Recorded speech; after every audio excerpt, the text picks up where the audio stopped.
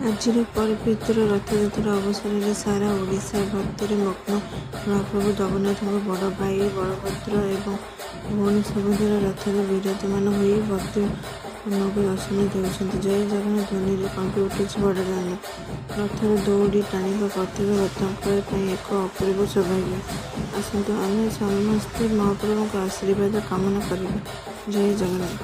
ରଥଯାତ୍ରାରେ ଭଗବାନ ଜଗନ୍ନାଥ ବଳଭଦ୍ର ଓ ସୁଭଦ୍ରାଙ୍କୁ ରଥର ଗୁଣ୍ଡିଚାରେ ମନ୍ଦିରକୁ ନିଆଯାଏ, ଯାହାର ଓଡ଼ିଶାର ସବୁଠାରୁ ବଡ଼ ଧାର୍ମିକ ପରିବହନ ମଧ୍ୟରୁ ଗୋଟିଏ।